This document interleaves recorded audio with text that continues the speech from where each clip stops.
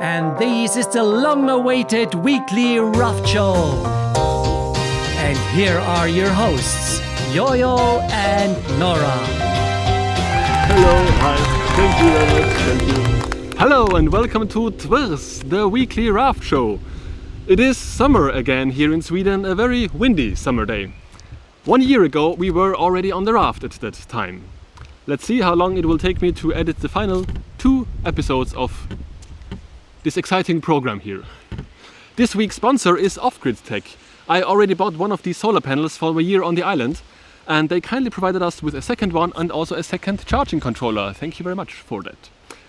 Those panels that we have are not the toughest ones available. For example, you should not step on them. But they still survived our incident at the end of this week. More on that later. But this week not only ended in almost a catastrophe, it also started with one. It started with smoke on the horizon. A forest fire. Firefighters were already on the scene, so we kept our distance. Apparently it was caused by the reignition of an old campfire caused by the wind. We approach Bankswash, the first bigger town on our tour. And there we met some fellow rafts. As nice as it is, there are also some downsides to living in a tent. Like, for example, we always bend our back, and then it would be nice to have some straight walls because that would give us so much more space. These are houses that are for rent, and it seems to be a very good business idea because we just met the owner and they are booked out for all of the summer. They are called stugboat. It's a cabin on a raft. To transport them, you get a boat with it and then drag the raft to wherever you like. It comes with luxuries like a camping toilet and a kitchen with a view. For this year we are happy with the tent, but maybe the future of the raft will also be a cabin-like structure. In Bankswash the boat traffic also increases. From now on we will be in more populated areas, which makes it easier to get supplies. First stop, a gas station. What?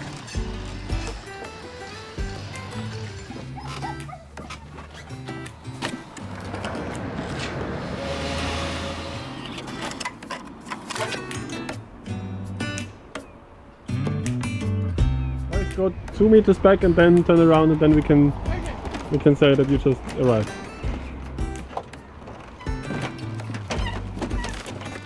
Oh, hello! Oh, here! Yes! Wow! Sorry.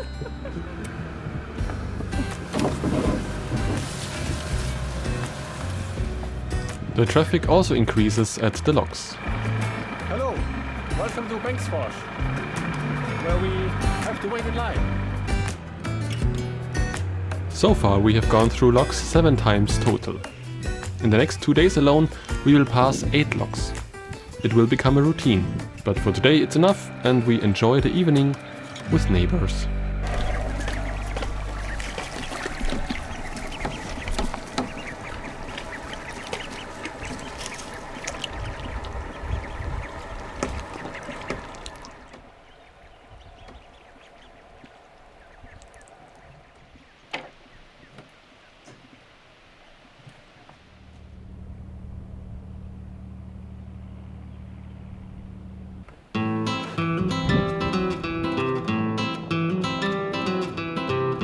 For going through the locks, we not only have to adapt the width of the raft, but also take care of our canoe. We figured out that the best solution is to fix the canoe behind the raft with ropes, so that it doesn't drift around.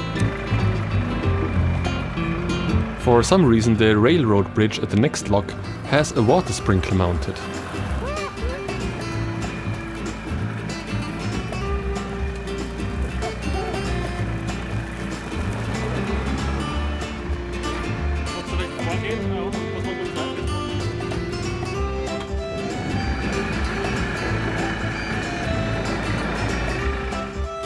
The following passage with 5 lock chambers is the longest artificial channel part of the Dasen Canal, I think, and compensates for a height difference of 14.6 meters. It connects the lake Bankswash through Høyerudsfjordane with Laksjön. I'm sorry. No problem. No problem. With other boats around, it now becomes more and more tricky to maneuver the raft when there are winds and currents involved. But the other boat people were cool with our struggles and gave us some outside cameras perspectives to use as well. Thank you very much for that. We were also trying not to crush any kayaks that were next to us.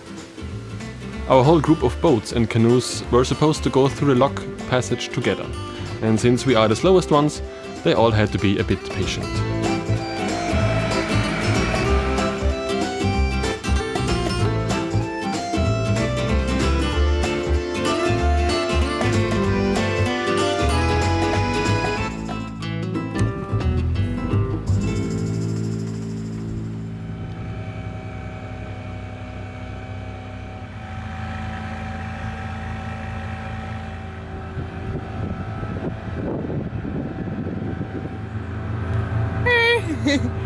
Tack!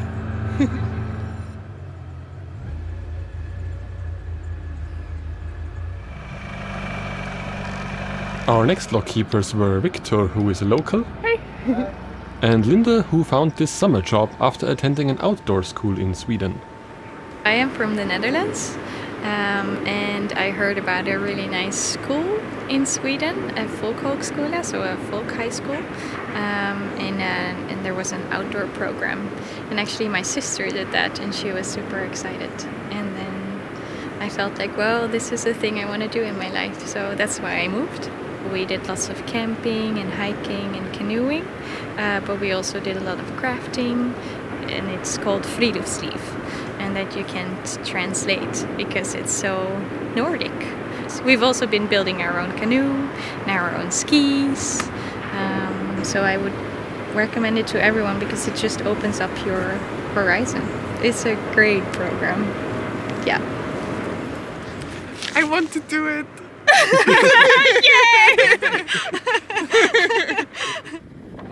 After these locks that are right next to the paper factory in Bankswash, that depending on the wind you can already smell from afar, we waited for the tourist ship to bring them joy with our song. With mixed results.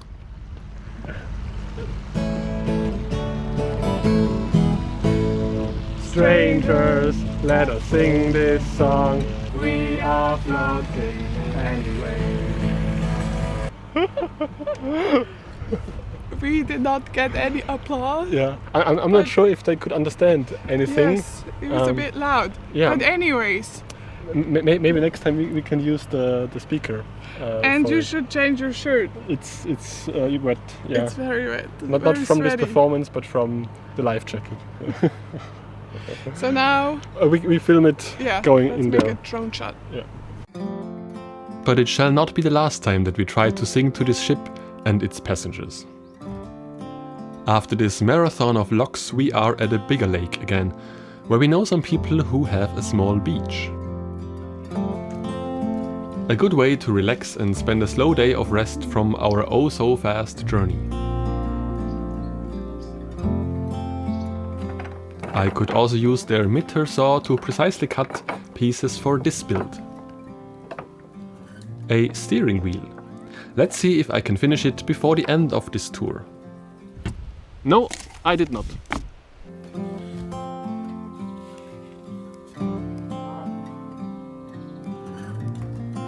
Before continuing, we had to wait for the wind to calm down, so we pretended to be tourists and visit Baldersnäs, an old mansion with a summer camp and places to hide.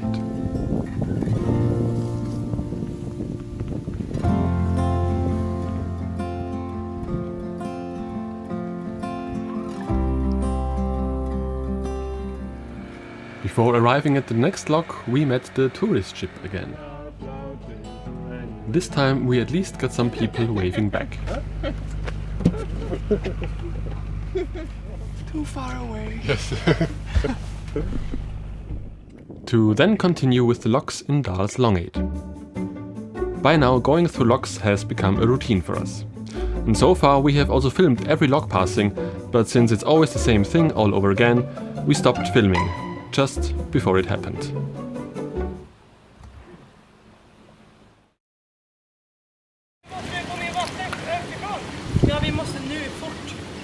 If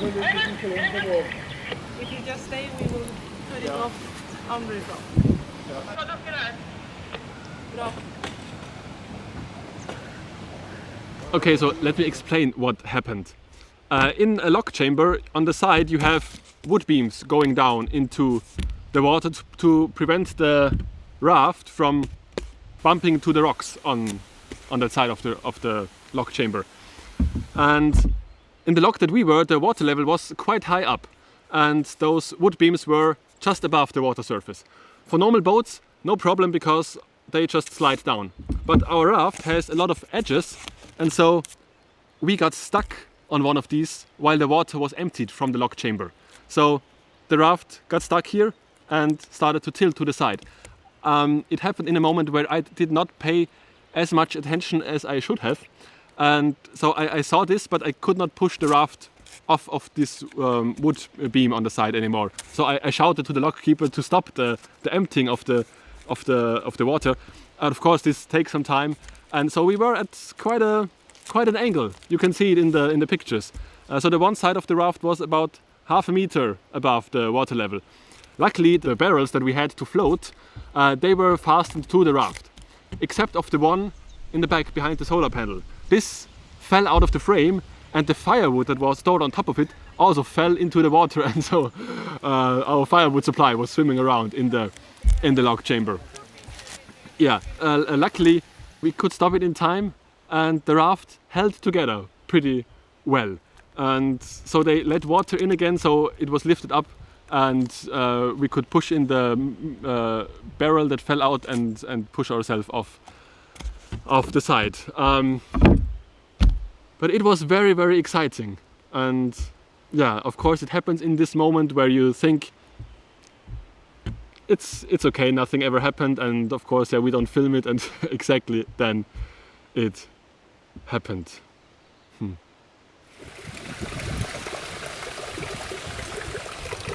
After that, we were in a bit of a shock, I guess.